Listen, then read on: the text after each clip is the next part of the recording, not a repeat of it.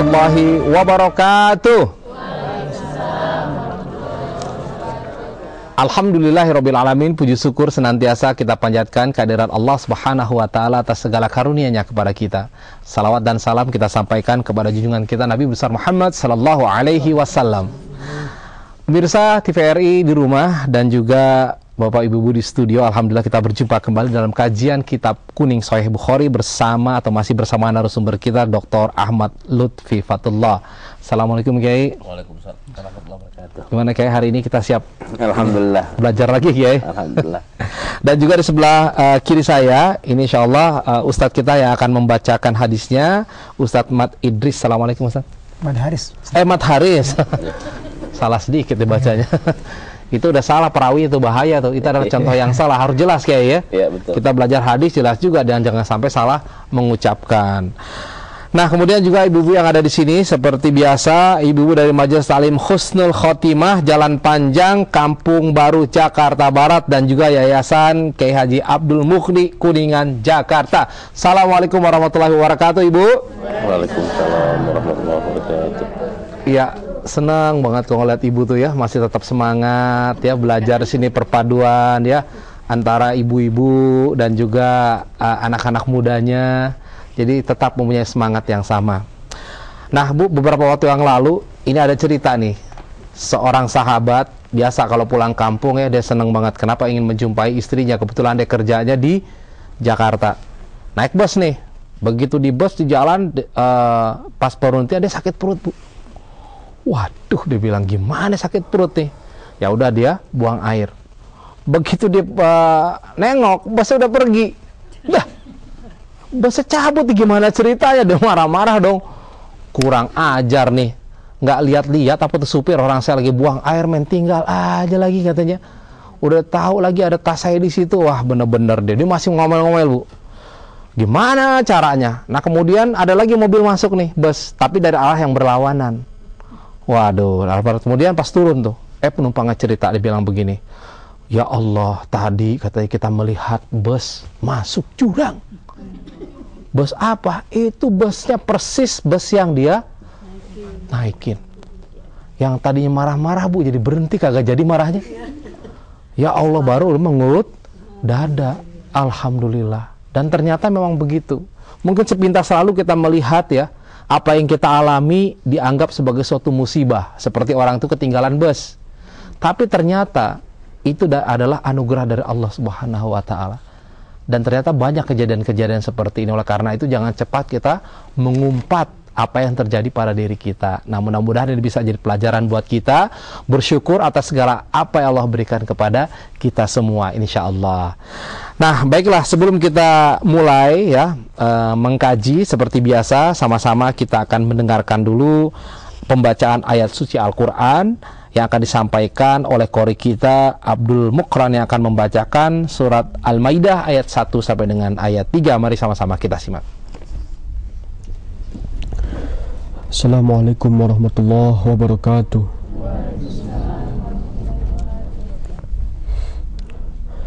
A'udzu billahi minasy syaithanir rajim. Bismillahirrahmanirrahim. Ya ayyuhalladzina amanu awfu bil 'uqud.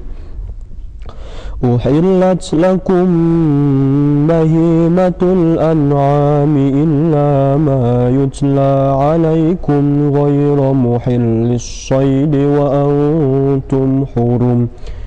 Inna Allaha yahkumu ma yurid.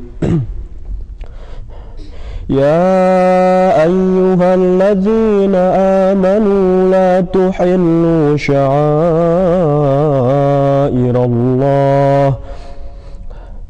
لا تحلوا شعائر الله ولا الشهر الحرام ولا الهدي ولا القلائد ولا آمين البيت الحرام ولا آمين البيت الحرام يبتغون فضلا من ربهم ورضوانا وإذا حللتم فاصطادوا ولا يجرمنكم شنآن قوم أن صدوكم عن المسجد الحرام أن تعتدوا وتعاونوا على البر والتقوى ولا تعاونوا على الإثم والعدوان واتقوا الله إن الله شديد العقاب حرمت عليكم الميتة والدم ولحم الخنزير وما أحل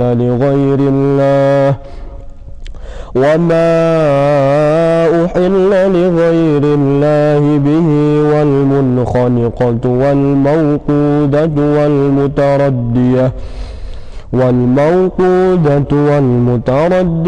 والنثيهة وما أكل السبع إلا ما ذكيتم وما ذبح على النسب وأن تستقسموا بالأزلام ذلكم فسق اليوم يئس الذين كفروا من دينكم فلا تخشوهم واخشون اليوم أكملت لكم دينكم وأتممت عليكم نعمتي ورضيت لكم الإسلام دينا فمن اضطر في مخمصة غير متجانف لإثم فإن الله غفور رحيم صدق الله العظيم. Assalamualaikum warahmatullahi wabarakatuh. Waalaikumsalam warahmatullahi wabarakatuh. Maha benar Allah dengan segala firman-Nya. Nah pemirsa, ya mungkin ataupun kita tidak akan ada yang ingin ya Bu ya mendapatkan musibah, bala. Oleh karena itu mari sama-sama ya, ada caranya juga nih untuk menghindari ataupun melepaskan dari itu. Salah satunya adalah dengan sedekah, kalau salah gitu Kiai ya. Nah bagi yang ingin bersedekah ya dengan niat untuk mendapatkan kebaikan, silakan saja menyampaikan sedekahnya per bulan ke BCA di nomor 6030751351 atau ke BRI di 05230100003434. Nah insya Allah apa yang disampaikan ini akan dipergunakan untuk membantu saudara-saudara kita khususnya bagi yang nggak mampu dalam rangka pendidikan ya, sebagai tahfiz Quran dan juga untuk sebagai penghafal ataupun juga mempelajari ilmu hadis. Nah baiklah, kita akan masuk kepada kajian kita yang kali ini kita akan membahas agama itu mudah. Dan kepada Anda yang berada di rumah silakan mempersiapkan diri ya dengan laptopnya, dan sekali lagi mungkin yang masih belum mempersiapkan, nah ini adalah program yang sudah dipersiapkan oleh Ustadz Kiai kita Dr. Lutfi. Kepada Anda yang belum memiliki, bisa memiliki ini seharga Rp25.000. Nah bagaimana caranya? Anda bisa coba klik ke www.pusatkajianhadis.com. Di sana nanti akan ada informasinya bagaimana untuk mendapatkan semua ini sebagai bahan untuk belajar kita. Baik, sebelumnya mari sama-sama kita akan simak dulu pariwara yang berikut ini. Setelah itu kita akan kembali dalam kajian kitab Kuning Sahih Bukhari.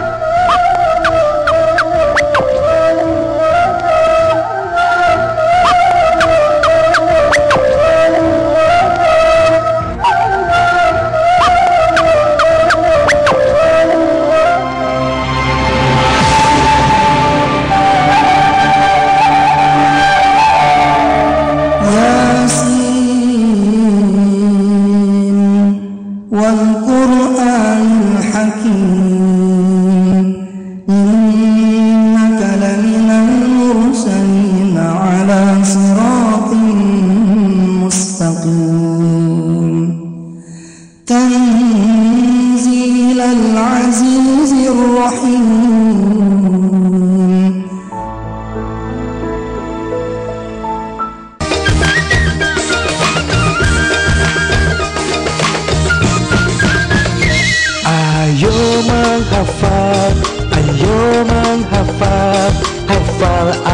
Al-Quran, baca Al-Quran, hafal Al-Quran, hafal Al-Quran, baca Al-Quran.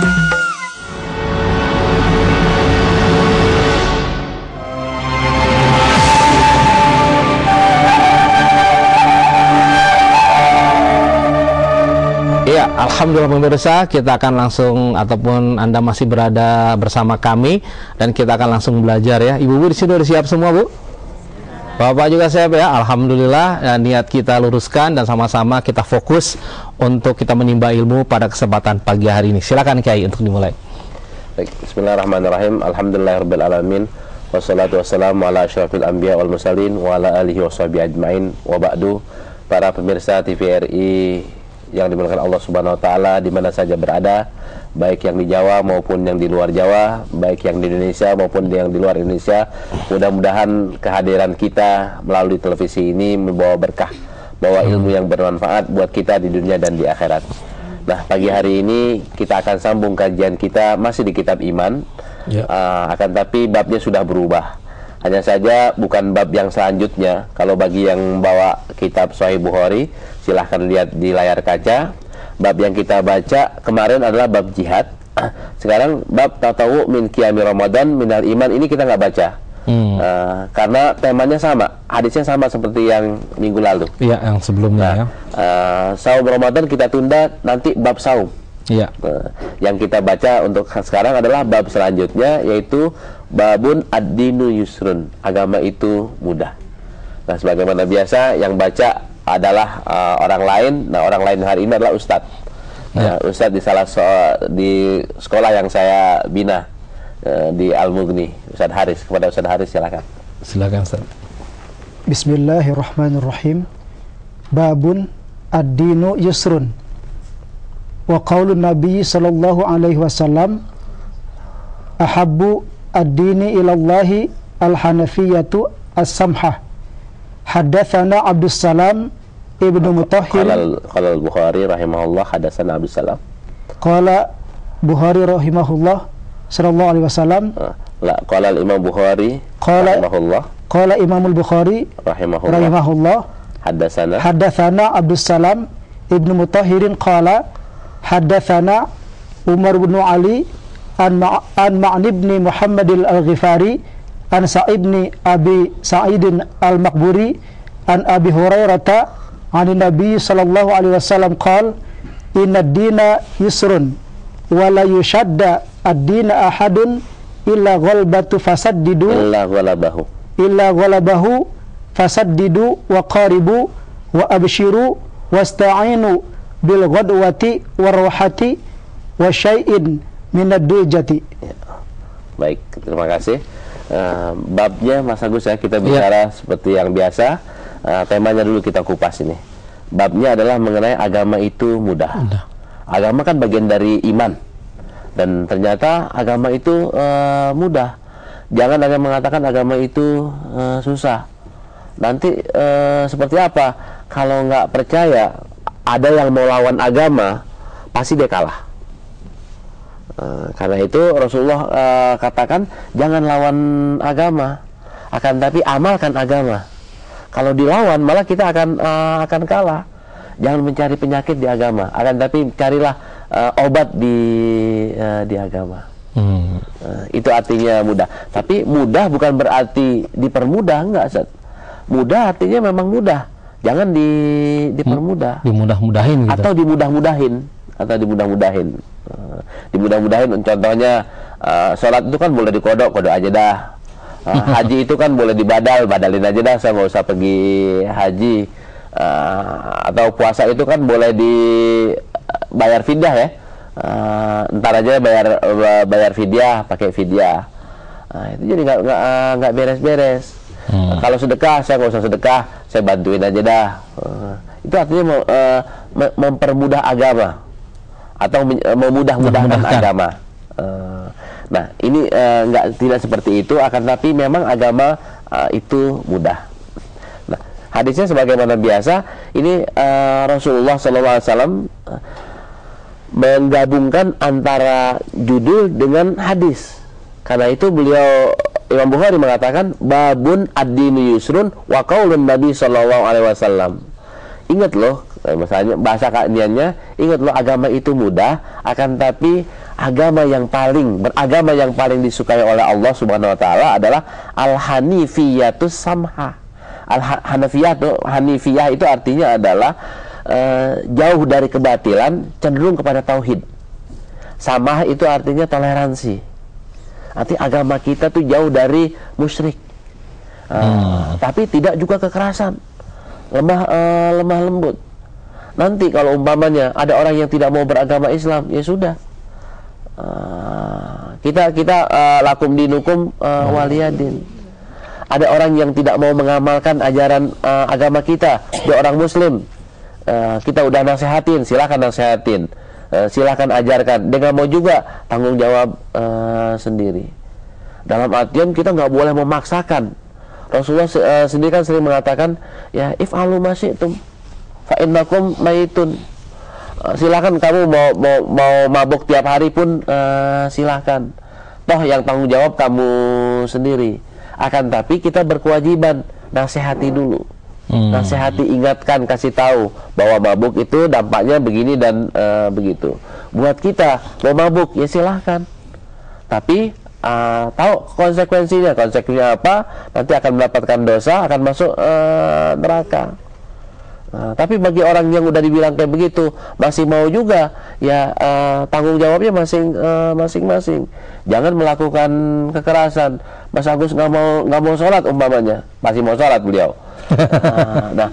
Jangan saya gebukin. Saya orangnya bukan pemerintah. Saya tetangganya. Wah, saya bakar rumahnya. Ya nggak boleh. Tapi saya harus mengatakan, Mas Agus nggak sholat nggak takut masuk neraka. Atau Mas Agus, bukannya sholat itu wajib. Kalau kita nggak sholat, bukan nanti orang yang nggak sholat itu masuk neraka. Menasihatkannya itu wajib. Nah, itu Imam Bukhari ini judulnya kadang-kadang konklusi, kesimpulan, kadang-kadang kesimpulan plus Quran, kadang-kadang dengan kesimpulan plus hadis. Nah, yang sekarang ini kesimpulan plus hadis. Nah, untuk kajian sanadnya, lagi-lagi ini bukti bahwa Abu Hurairah riwayatnya banyak sekali. Yang atas-atas ini, dari atas sampai ini Abu Hurairah semua, Ustaz. Berarti Imam Bukhari meriwayatkan banyak sekali riwayat dari Abu Hurairah. Kalau tadi itu orang Kristen atau orang orientalis, ya, orang orientalis atau orang yang tidak senang kepada Islam berhasil meyakinkan kita bahwa Abu Hurairah adalah pembohong, maka hadis ini harus dibuang. Harus ini dibuang. Maka sebagian besar agama kita akan kita buang. Padahal Abu Hurairah bukan pembohong. Abu Hurairah adalah sahabat Nabi yang melaksanakan amanah. Abu Hurairah adalah sahabat Nabi yang menyampaikan apa yang beliau dengar. Rasulullah berkata seperti ini, ya beliau sampaikan. Soal pemahamannya, silakan memahami masing-masing. Nah, ini diantara ilmu yang disampaikan oleh Abu Hurairah radhiyallahu anhu. Nah, ini dari sisi sanadnya, kita tidak mengupas lebih jauhnya. Nah, untuk matannya, qala Rasulullah SAW, inna dina yusrun, sesungguhnya agama itu mudah. Atau kita lihat aja terjemahannya di program yang tadi antum sudah kasih kabarnya, Ustaz. Ya. Ini dia. Sesungguhnya agama itu mudah dan tidak akan ada seorang pun yang melawan beban agama kecuali agama itu akan memenanginya. Maka dari itu ambillah jalan pertengahan dan jangan berlebihan. Dan beri kabar gembira serta bantulah dengan melakukannya di pagi hari dan petang hari serta sedikit malam hari. Nah, ini apa artinya? Sungguhnya agama itu mudah dan gak ada orang yang melawan agama dia menang. Pasti agama yang menang. Karena itu jangan berlebih-lebihan. Ini termasuk di ibadah juga jangan berlebih-lebihan. Contohnya apa? Contohnya ini ada seorang sahabat Nabi. Seorang sahabat Nabi puasa tiap hari, baca Quran tiap malam 1 kali hatam, malamnya tahajud terus, istrinya tidak disentuh-sentuh, Ustaz. paginya puasa, malamnya tahajud sama baca Quran, Quran dibaca 1 hari hatam, tahajud dari jam sepanjang tengah malam, paginya puasa, nyentuh istrinya nggak pernah, nggak ada waktu. Padahal udah menikah. Nah, istrinya nyindir nih, nyindir, enak ya jadi istrinya si Fulan. Kenapa? Nggak dicolek-colek, nggak dicolek, dijadiin pajangan doang, jadiin pajangan doang. Akhirnya bahasa sindiran ini sampai kepada Rasulullah SAW. Rasulullah panggil itu nama sahabatnya Abdullah bin Amr bin As. Emang betul istri kamu nggak kamu colek-colek? Betul. Kenapa? Karena saya tiap hari puasa. Malamnya tahajud atau baca Quran. Ya kapan sempat? Kapan sempat? Rasulullah melarang, Ustaz. Melarang, akhirnya Rasulullah bilang apa? Jangan puasa tiap hari. 3 hari aja puasa. Sebulannya 3 hari aja. Saya kuat, tambahin ya Rasulullah. Akhirnya minta tambah.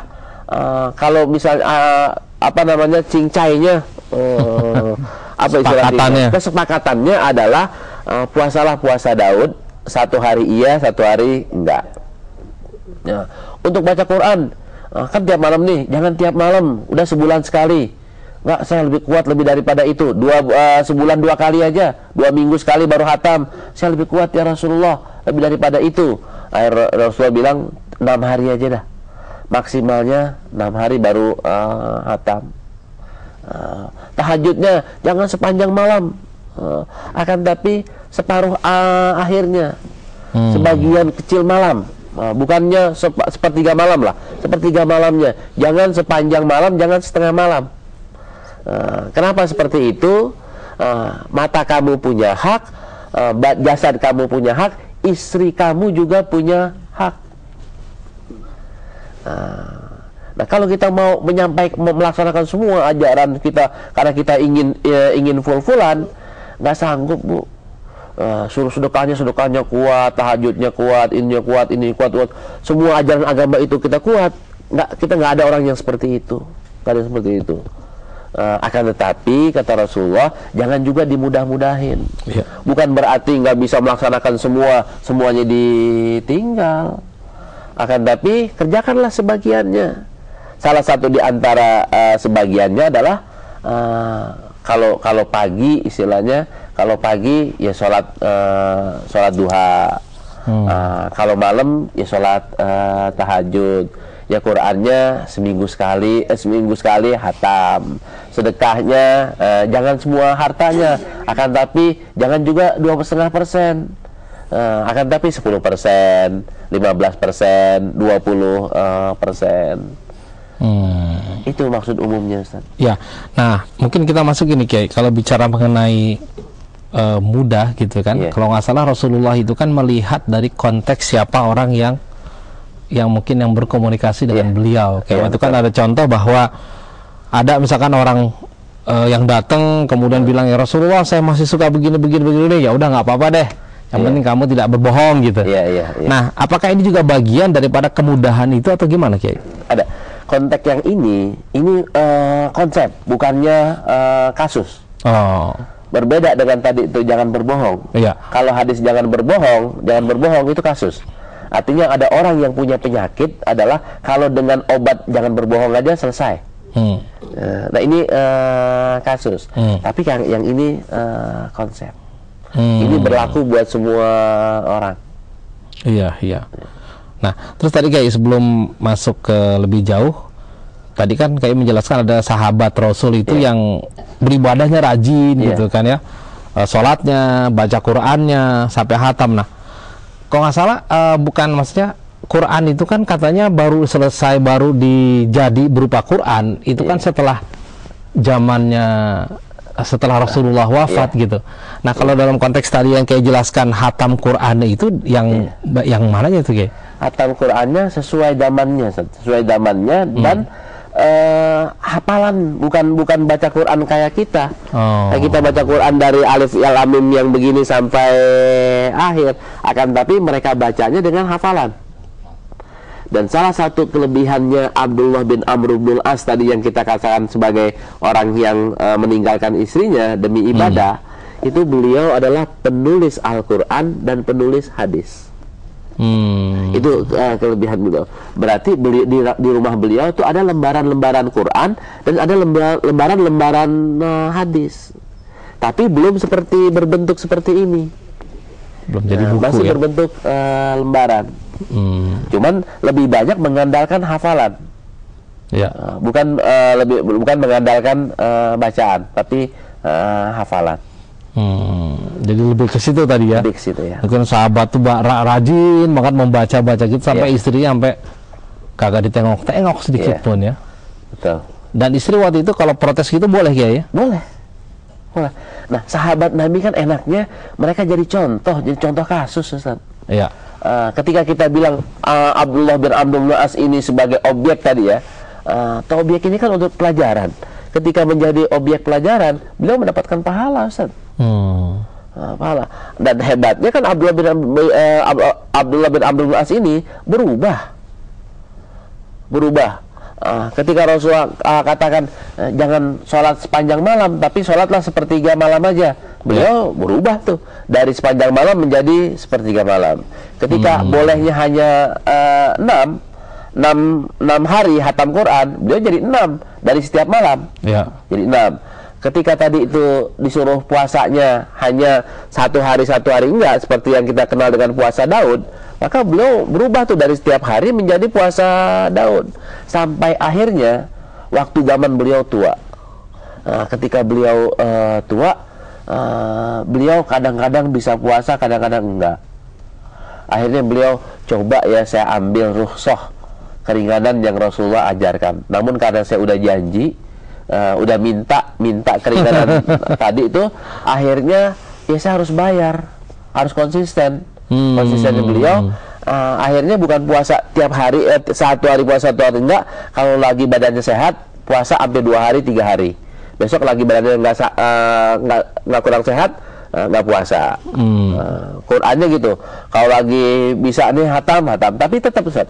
Hitungannya 6 hari untuk hatam Quran dan 1 hari untuk puasa. Jadi itu tetap konsisten sampai akhir hayat. Luar biasa. Jadi ternyata kesibukan dalam kaitannya ibadah pun ya itu harus dilihat juga dari konteks keluarga, Kiai. Betul. Mungkin kalau Kiai terlalu sering ceramah keluar, istri boleh protes juga kali ya? Boleh. Ustaz ceramah mau keluar nih gitu. Mana jatah saya gitu kan? Boleh. Bolehnya kayak gimana? Pas nyampe rumah ya persiapkanlah segala sesuatunya gitu kan. Sama seperti ketika suami minta. Suami minta kan itu aja udah selesai, Ustaz. Itu artinya saling mengetahui antara suami dengan istri. Dan suami biar capek-capek harus melaksanakan kewajibannya. Istri biar capek-capek harus melaksanakan kewajibannya. Sama aja, Ustaz.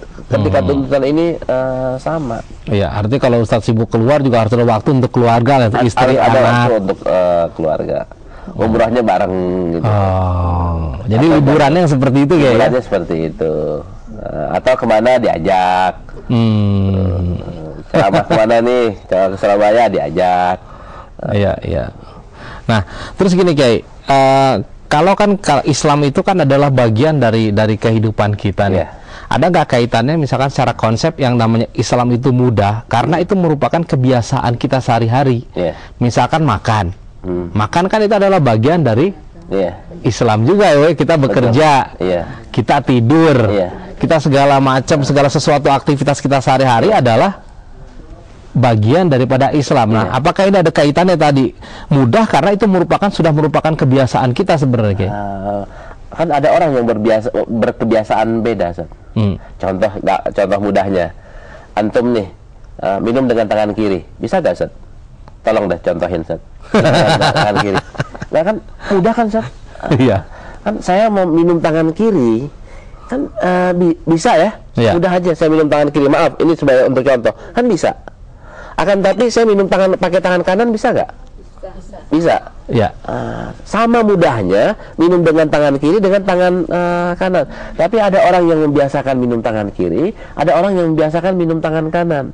Ketika kita membiasakannya adalah dengan kata-kata ini sunnah loh minum pakai tangan kanan, maka kita dapat pahala. Pakai sendal atau pakai sepatu, mudah nggak Bu? Mudah, semua kita udah pakai sendal, pakai sepatu. Tapi masukin kanan, memulakannya itu kaki kanan atau kaki kiri. Kalau kan banyak orang yang kaki kiri dulu, banyak orang yang nggak peduli kaki kanan atau kaki kiri. Tapi bagi orang yang mau mengikuti sunnah, ingin mendapatkan pahala, kanan. Ya. Kan kanan itu sama mudahnya dengan kaki kiri. Kebiasaan. Iya. Kebiasaannya dirubah menjadi bagian dari agama. Masuk rumah pakai assalamualaikum, nggak pakai assalamualaikum kan sama mudahnya, Ustaz. Iya benar. Kaki kanan duluan atau kaki kiri duluan sama mudahnya. Tapi yang merubah kita kan tadi itu. Ini ajaran Rasulullah, ini ada sunnahnya, ini berpahala. Kalau minum pakai tangan kiri atau makan pakai tangan kiri adalah kebiasaan setan. Saya nggak mau mengikuti setan. Mudah itu. Karena ada yang gini juga Ustadz, kebiasaan katakan makan pakai tangan kiri, biarin aja lah, gue makan sambal pakai tangan kiri biar setan yang makan, biar kepedesan setan. Setan jawab, setan jawab, gue nggak ada yang sambal. Baik, Kiai, sebelum kita lanjutkan, ya kita akan lihat jeda untuk pariwara berikut ini. Tetap bersama kami masih dalam kajian Kitab Kuning Sahih Bukhari.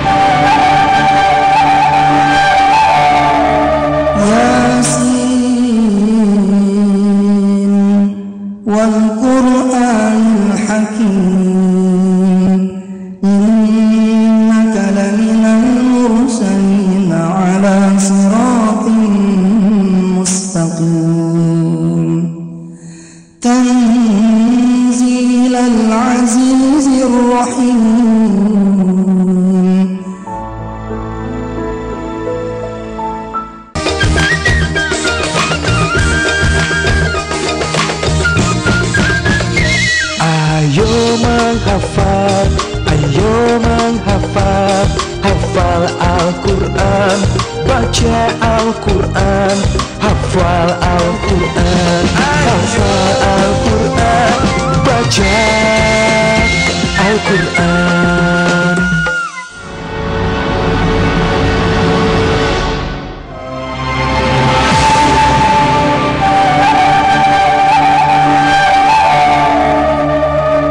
Ya, terima kasih pemirsa, Anda masih bersama kami dan kita akan lanjutkan lagi perbincangan kita tentang kajian Kitab Kuning Sahih Bukhari. Namun sebelumnya kami mengingatkan kepada Anda yang ingin berlomba-lomba dalam kebaikan untuk menyampaikan sedekah, silakan di rekening BCA 6030751351 atau BRI 052301000034. Nah, insya Allah ini akan disampaikan untuk membantu ataupun mendukung program tahfiz Quran dan juga saudara-saudara kita sebagai penghafal hadis.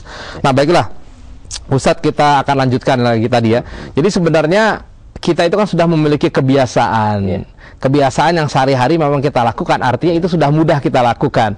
Nah, apabila itu ingin bernilai, maka harus mengikuti apa yang disampaikan oleh Islam. Dan ini memang sesuatu yang sebut dengan mudah karena terkait dengan hal yang tadi, Kiai ya. Betul. Nah, barangkali ada lagi yang mau disampaikan, Kiai. Berarti itu tinggal kita cari yang mana disunnahkan oleh Rasulullah, mana yang tidak. Ya. Nah, ini kan dengan ilmu, Ustaz. Dengan ilmu kita kasih gambarannya, Ustaz.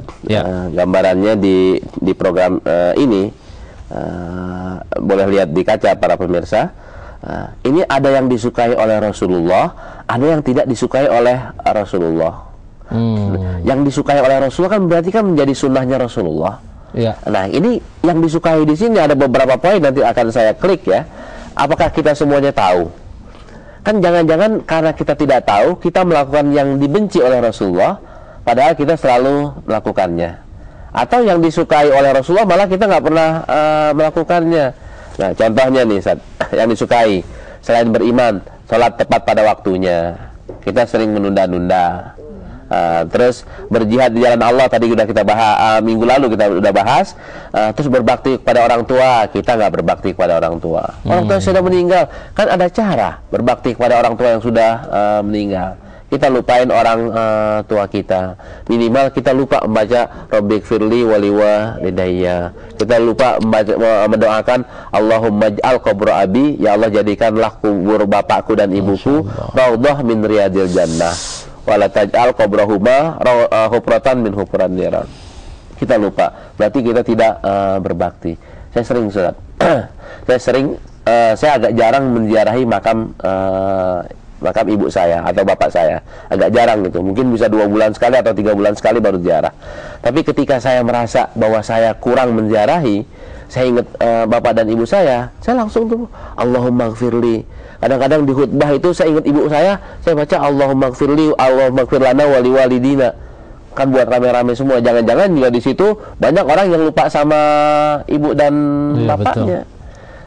Itu berbakti kepada orang tua. Konsisten terhadap pekerjaan baik. Jangan kita baiknya waktu miskin, udah kayaknya lupa berbuat baik lagi. Atau masih mudanya masih berbuat masih belum berhasilnya sering berbuat baik, udah suksesnya lupa berbuat baik. Tekun dan terampil dalam bekerja, memperbanyak selawat, selalu membaca Al-Quran, selalu berzikir dan berdoa, memperbanyak istighfar, menjaga wudhu, berlaku adil, istiqomah. Nah, ini kita lakukan atau enggak? Ini masih banyak lagi poin-poinnya, Ustaz. Jangan-jangan kita melakukan hal yang dibenci oleh Allah. Kita lihat ya, oleh Rasulullah. Kita lihat yang dibenci oleh Rasulullah, yang tidak disukai. Kalau kita absen ini, berbuat zalim, kita sering berbuat zalim, sama tetangga berbuat zalim, sama pembantu berbuat zalim, sama guru, sama murid berbuat zalim. Berdusta, kita masih sering berdusta. Ingkar janji, kita masih sering ingkar janji. Ghibah, paling hobi ghibah.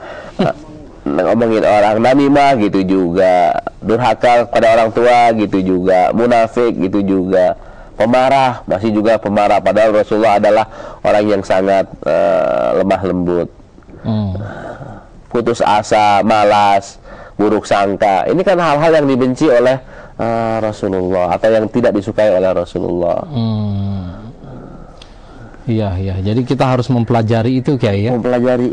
Apakah semua perilaku kita sehari-hari itu pasti ada contohnya, Kiai?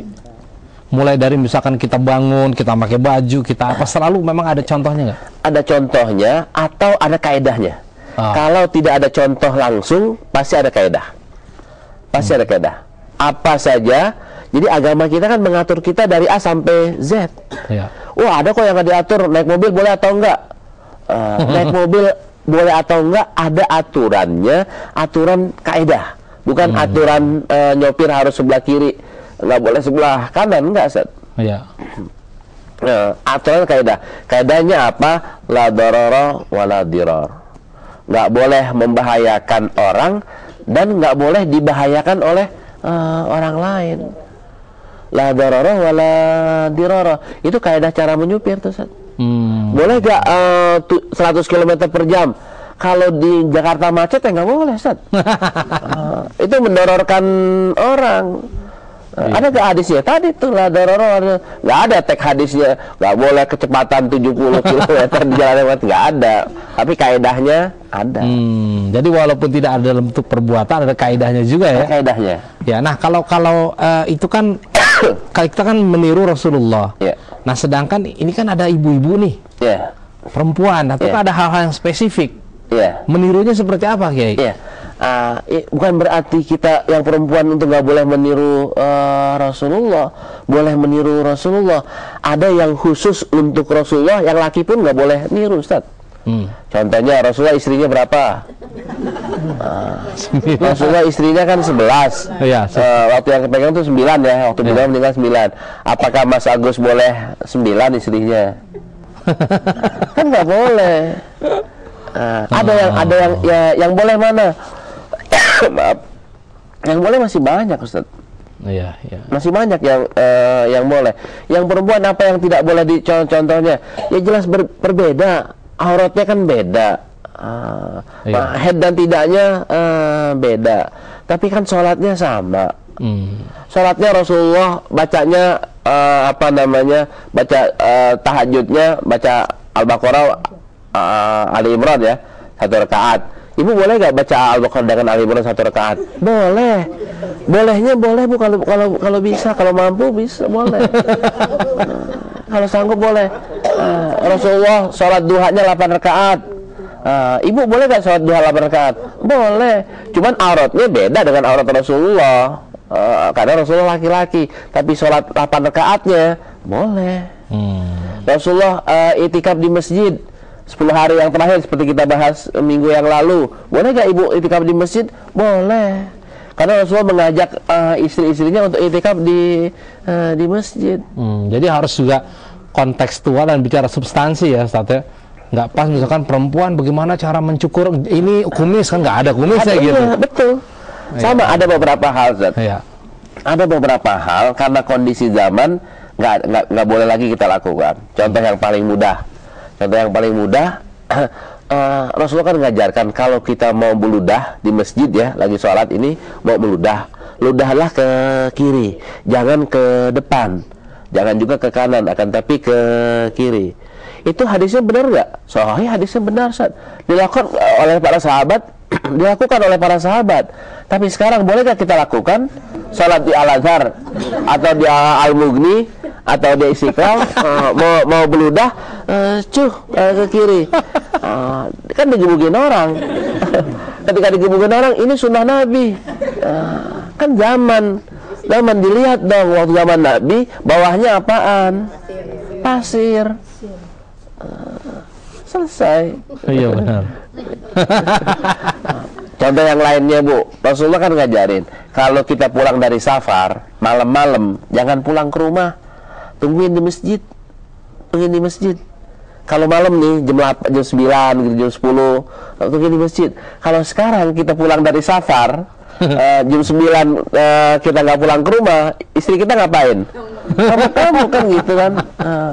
Kenapa seperti itu? Zaman dulu kan pelita nggak ada, Bu. Maksudnya listrik nggak kayak gini. Di fikih klasik gitu kan. Ini kan kita kitab kuning ya.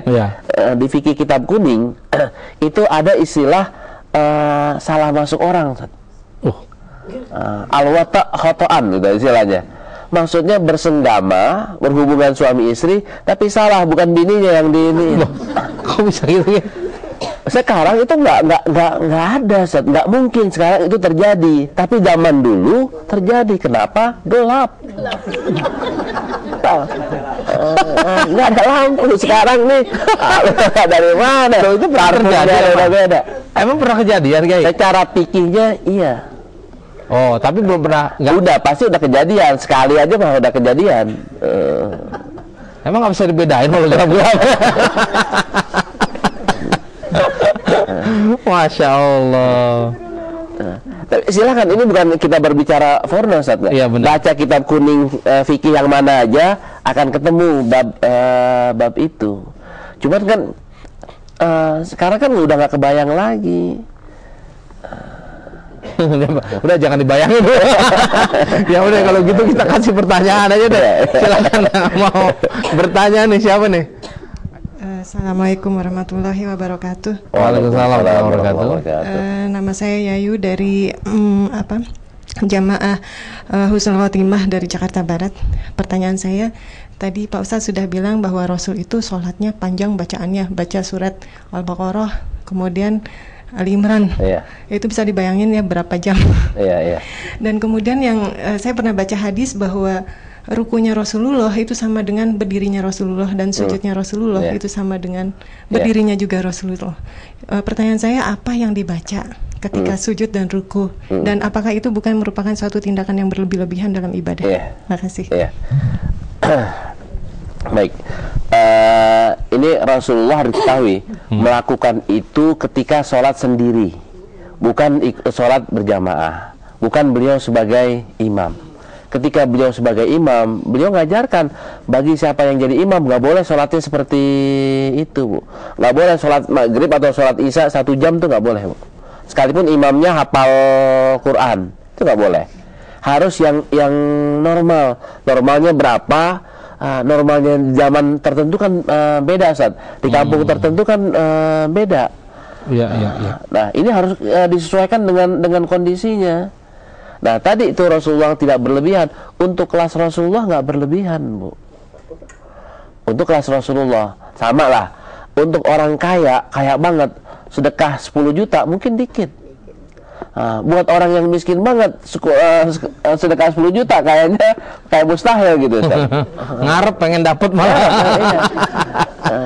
Nah, Rasulullah karena memang kuat dan qurratu aininya kan Rasulullah di sholat. Kan gini, Bu. Ada orang ya, kenikmatannya itu di satu amalannya. Ada orang yang kalau udah main gitar udah lupa dunia. Anak istrinya dia lupa. Ada orang yang udah main piano, ada orang yang udah main bola, ketemu gaple, itu lupa semuanya. Main internet, lupa semuanya. Main game, lupa semuanya. Nah, ada juga orang yang ketika udah sholat, itu lupa semuanya. Ada orang ketika zikir, lupa semuanya. Berhalwat ya, di kalangan sufi berhalwat, itu lupa semuanya. Nah, tinggalkan mana yang baik, yang mana yang tidak. Game, lupa yang itunya, jelek kan gitu kan, dosa. Begitu juga yang lainnya, lahun kan, itu kan masuk lahun. Tapi kalau orang yang menikmati lagi sholat, ya itulah kenikmatannya. Dan itu dianggap tidak berlebihan karena bersendirian dan tidak mengajak orang. Termasuk umpamanya ibu mau sekali-kali seperti itu, boleh atau tidak? Boleh, jawabannya boleh. Sanggup atau tidak, beliau yang bisa jawab, ngukur sendiri.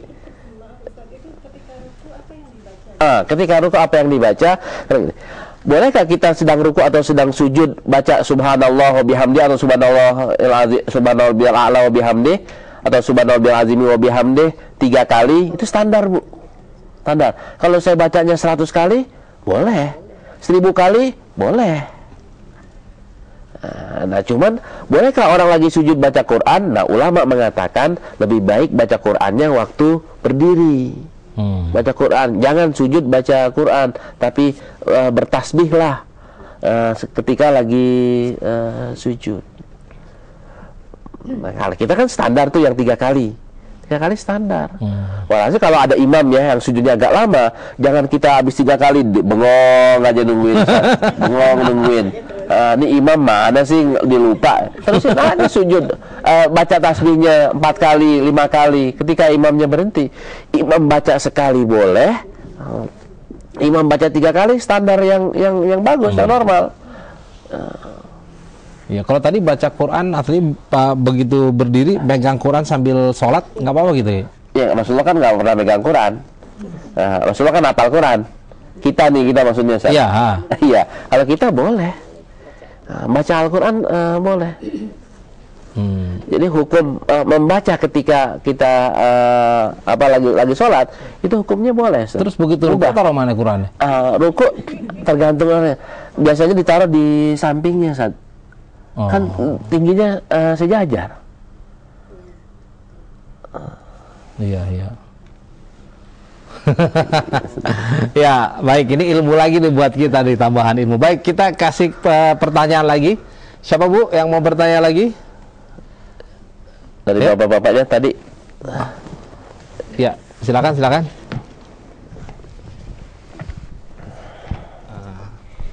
Assalamualaikum warahmatullahi wabarakatuh. Waalaikumsalam warahmatullahi wabarakatuh. Saya Mas Sanusi dari Al-Mughni.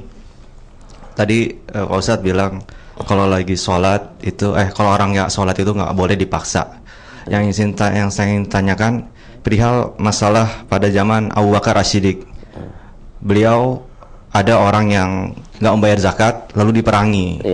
Atau penjelasan kedua mengenai seorang anak yang tidak sholat, katanya orang tuanya boleh mukul, gitu. Itu takutnya kena KDRT kalau di Indonesia. Itu penjelasannya gimana, Tas? Assalamualaikum warahmatullahi wabarakatuh. Kiai, sebentar, Kiai. Memang betul. Nyuruh orang sholat itu bahkan haram hukumnya. Ya nggak? Masa orang lagi sholat disuruh beli apa gitu? Allahu Akbar. Mas, tolong beli kopi dulu dah. Silakan Kiai. Baik. Perintah itu atau menyuruh itu berperingkat. Menjatuhkan hukuman juga berperingkat. Maksudnya ada orang yang boleh menjatuhkan hukuman, ada yang tidak boleh. Saya nih anak orang saya gebugin, nggak boleh. Anak orang dipukulin, nggak boleh. Saya melakukan hudud ya, mencambuk orang yang minum khamar, saya nggak boleh. Tapi pemerintah itu boleh. Karena dia sebagai hakim atau sebagai pemerintah. Nah, Abu Bakar memerangi orang yang tidak bayar zakat bukan sebagai pribadi, akan tapi sebagai khalifah, sebagai pemerintah. Boleh. Mungutin pajak nggak boleh kita, Ustaz. Ya. Majakin orang nggak boleh. Pemerintah boleh majakin orang. Itu beda. Sama dengan orang tua. Orang tua yang anaknya nggak sholat boleh mukul. Orang lain ada anak orang nggak sholat nggak boleh mukul. Iya, tapi orang tuanya wajib mukul. Apakah mukul itu berarti nanti KDRT? Islam itu kan ngajarin cara mukulnya, kan diajarin. Cara mukul adalah bukan mukul yang menyakiti, bukan mukul yang membahayakan, akan tapi mukul yang mendidik, yang mengajarkan. Apa mukul yang kan nggak boleh secara teks itu, nggak boleh memukul wajah karena wajah dianggap membahayakan. Nggak boleh memukul bagian depan karena ini membahayakan. Pukullah bagian yang tertentu. Kaki gitu. Kaki umpamanya. Nah ini KDRT kan kita tanya lagi, Amerika melakukan atau tidak, Barat melakukan atau tidak, kan melakukan itu kepada Guantanamo. Pada orang-orang tertentu mereka melakukan. Kepada kita dibilang kita melakukan tindak kekerasan. Kan nggak ada orang tua yang ingin menyiksa anaknya ya secara secara konsepnya nggak ada. Tapi orang tua tuh ketika menyuruh anaknya dengan pukulan, itu sebenarnya kan orang tua sayang. Bukan tindak kekerasan. Ya. Nah terus kayak tadi kalau Umar waktu itu memerangi orang yang nggak mau berzakat ya. Abu Bakar nggak mau memerangi. Nah gimana kaitan dengan sekarang mungkin ada ya sekelompok dari saudara-saudara kita itu yang memerangi atau misalkan menghancurkan tempat-tempat maksiat, itu gimana? Iya, itu nggak boleh, Ustaz. Yang boleh melakukan itu adalah pemerintah, hakim. Dia boleh mengingatkan pemerintah, demo pemerintah silakan untuk melakukan hal itu, tapi dia sendiri nggak boleh melakukannya. Kalau dianggap misalkan pemerintah juga nggak mau bertindak, itu mungkin pengecualian kali, Ustaz. Nggak sabar gitu ya. Iya. Tapi secara hukum asalnya nggak boleh. Harus pemerintah yang melakukan. Iya. Baik.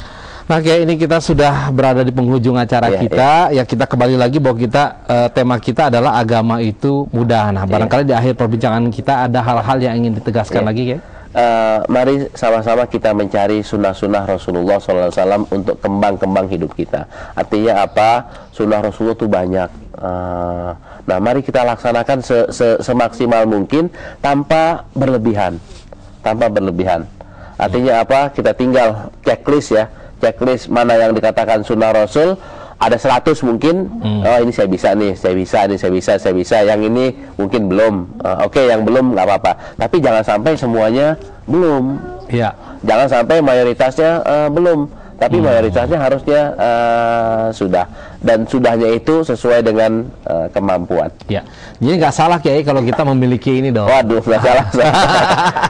Bahkan kalau menurut saya itu wajib, wajib sebagai untuk mengetahui atau mengenal Rasulullah lebih akrab lagi. Jadi mana hal-hal tadi yang barangkali perlu kita lakukan, mana yang disukai oleh Rasulullah, mana yang tidak disukai, semuanya di sini, Kiai. Ada semua di sini. Alhamdulillah, ini adalah ilmu buat kita. Jadi apa yang disampaikan oleh Ustadz, oleh Kiai kita, ini akan lebih mudah, Bu, diterapkan apabila kita mengetahui dan belajar. Nah, salah satunya lah dengan CD ini dan juga yang lain-lainnya. Nah, untuk mendapatkan silahkan nanti bisa menghubungi di www.hadis online, pusat kajian tadi ya. Pusatkajianhadis.com.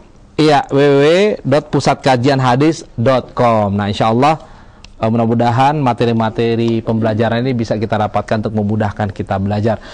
Baik, karena waktu kita sudah habis ini, kita harus mengakhiri perjumpaan kita. Insya Allah minggu depan kembali kita akan belajar, mengkaji kajian kitab kuning Sahih Bukhari, dan kita akan memasuki tema yang depan itu adalah sholat itu bagian dari iman, gitu ya, ya. Nah, baik Ibu sekalian, insya Allah apa yang kita dapatkan pada hari ini bermanfaat buat kita. Yang lebih penting adalah bukan hanya sekedar kaji kuping ya, tetapi adalah kaji gerak. Jadi dari kita dengerin, langsung kita bisa aktualkan dalam kehidupan kita sehari-hari. Terima kasih atas perhatian Anda. Mohon maaf apabila ada hal kurang berkenan. Mari sama-sama kita tutup pengajian kita dengan doa penutup majelis. Subhanakallahumma wa bihamdika asyhadu an la ilaha illa anta astaghfiruka wa atubu ilaik. Wabillahi taufiq wal hidayah. Assalamualaikum warahmatullahi wabarakatuh. Waalaikumsalam warahmatullahi wabarakatuh.